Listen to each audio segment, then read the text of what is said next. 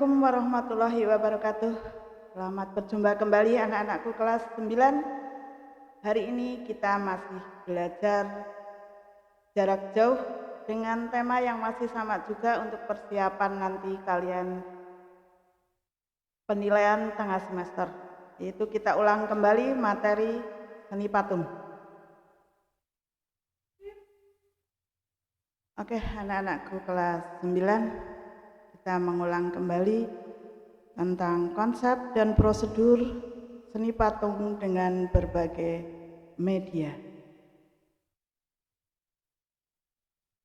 Kita ulang tentang seni patung. Apa itu seni patung?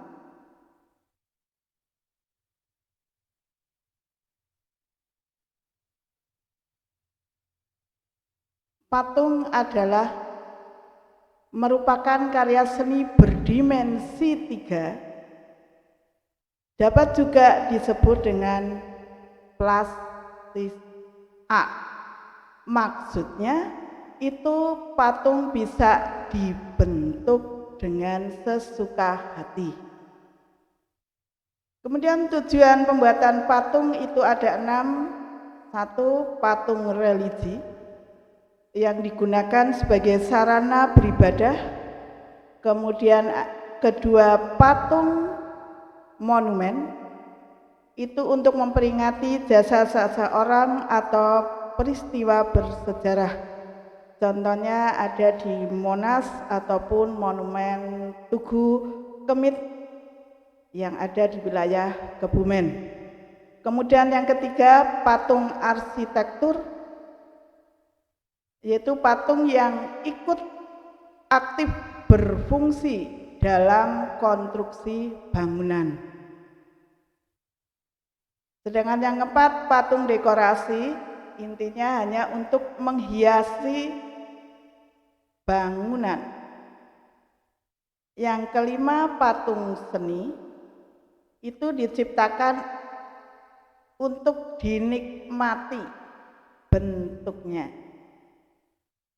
Yang terakhir, patung kerajinan, itu adalah patung hasil karya kerajinan. Itulah tujuan kita membuat patung. Ada 6. Berikutnya corak seni patung. Corak untuk seni patung modern itu ada 3. 1. Itu corak imitatif, itu merupakan tiruan dari bentuk alam. Bentuk alam itu ada manusia, binatang, dan tumbuhan. Yang kedua, deformatif, artinya corak dekorasi atau dekoratif, bentuk alam yang diolah atau digubah menurut gagasan dan imajinasi pematung. Jadi kalau nanti kalian akan buat patung dengan corak deformatif, silakan diubah menurut gagasan dan imajinasi kalian sendiri. Yang ketiga, corak figuratif atau abstrak. Nah, ini patungnya dibuat berdasarkan daya khayal pencipta dengan tidak meniru bentuk yang berada di alam. Artinya bentuk dan fungsinya hanya diketahui secara pasti oleh pematung. Berikutnya, ragam atau jenis patung. Ragam jenis patung itu dibedakan menjadi 3. 1. Ada patung dada. Patung dada itu yang dibuat hanya sebatas dada hingga ke atas bagian kepala. Kemudian yang kedua, patung torso, itu karya patung yang hanya menampilkan bagian badan dari dada, pinggang, dan panggul. Yang ketiga, patung pelengkap adalah karya patung yang terdiri dari badan bagian atas dan bawah serta kepala. Inilah contoh patung dada. Jadi yang dibuat bagian kepala sampai dengan dada. Kemudian yang sebelahnya adalah patung torso.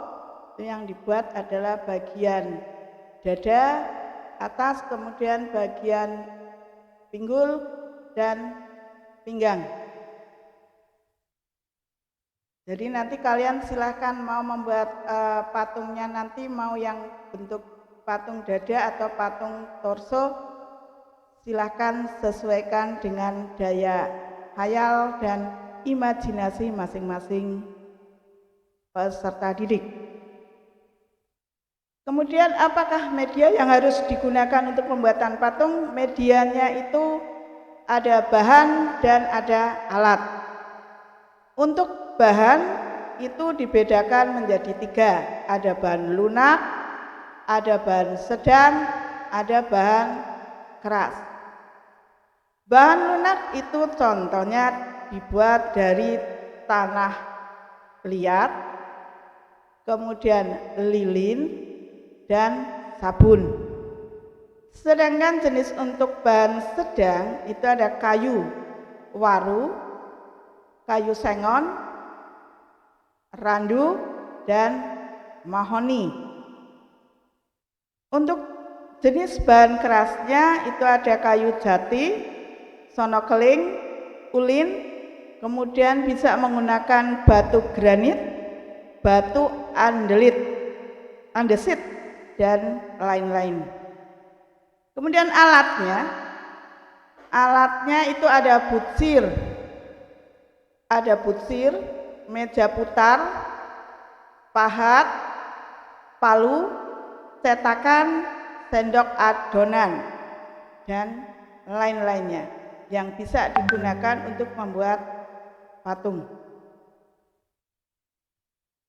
Selanjutnya teknik membuat patung atau teknik seni patung. Itu ada teknik membutsir. Teknik membutsir itu adalah membuat patung dengan cara memijit, dengan menambah dan mengurangi bahan yang dibentuk dengan dibantu alat butsir. Yang kedua, teknik memahat, yaitu membuat patung dengan cara mengurangi bahan yang dibentuk. Biasanya ini dibuat untuk patung yang dari media jenis bahan keras, karena dipahat menggunakan pahat dan palu. Yang ketiga, teknik mencetak, yaitu membuat patung dengan cara dicetak dengan cara cetak tekan atau cetak tuang, cop. Yang keempat, teknik konstruksi atau menempel, yaitu membuat patung dengan cara menyusun bahan baik dengan kerangka maupun tanpa kerangka. Itu silakan nanti dipilih tekniknya mau yang mana, dibuat yang lebih mudah, yang mudah dibuat tapi juga indah dipandang. Prosedur teknik butsir, artinya prosedur itu adalah langkah-langkahnya. Kalau kamu menggunakan teknik butsir, langkah-langkahnya itu ada 9.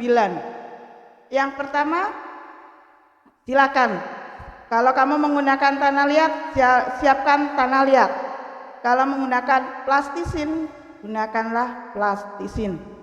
Setelah itu kemudian kamu siapkan alat bantunya untuk busir dan air. Kemudian juga alatnya meja putar jika ada. Kalau tidak ada, tidak perlu menggunakan meja putar. Kemudian yang keempat, kamu siapkan gambar rancangan patungnya yang akan dibuat. Jadi sebelum melaksanakan membuat patung, rancangannya yang terlebih dahulu harus sudah kamu siapkan.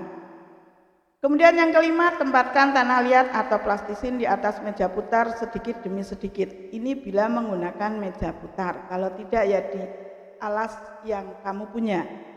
Kemudian yang keenam, pijat-pijat bahan hingga mendekati bentuk yang diinginkan secara global. Setelah itu yang ketujuh, jika bahan kurang bisa kalian tambah, sebaliknya bila berlebih bisa dikurangi. Yang kedelapan, sempurnakan bentuk dengan alat bantu.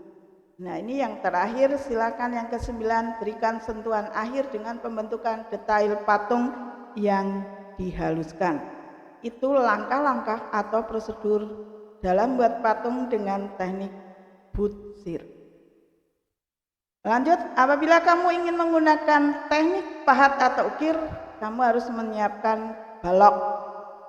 Kalau punya balok kayu, sesuaikan dengan ukuran pola yang kita gambar. Kemudian pindahkan gambar atau pola di atas permukaan kayu. Gambar pola pada kayu kelihatan dari semua sisi, artinya dari atas, dari bawah, kiri, kanan,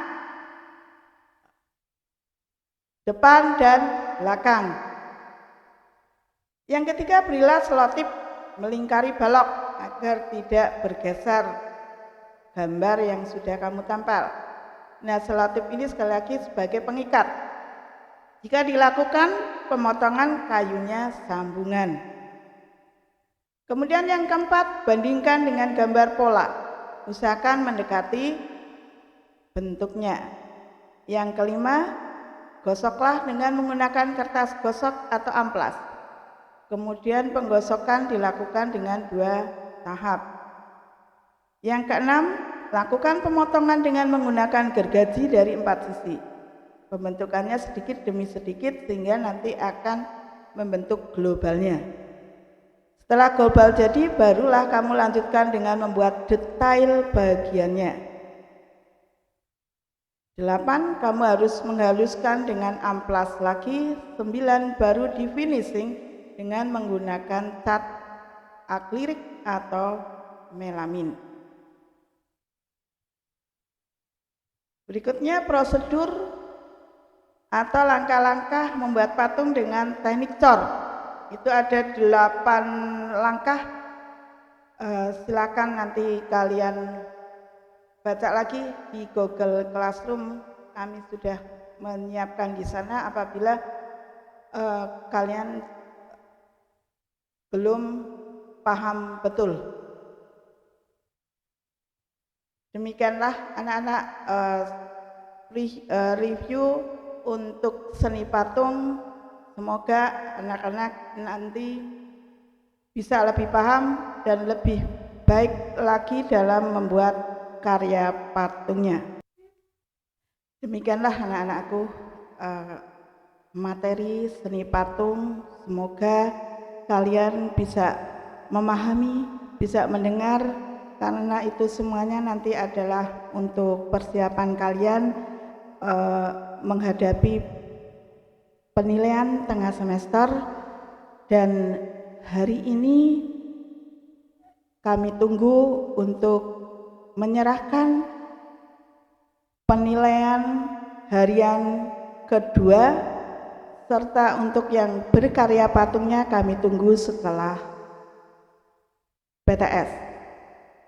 Terima kasih anak-anakku, kalian semua sudah mengikuti pembelajaran hari ini. Semoga apa yang diberikan, apa yang saya sampaikan itu bisa bermanfaat bagi kalian semua. Akhir kata, wassalamualaikum warahmatullahi wabarakatuh.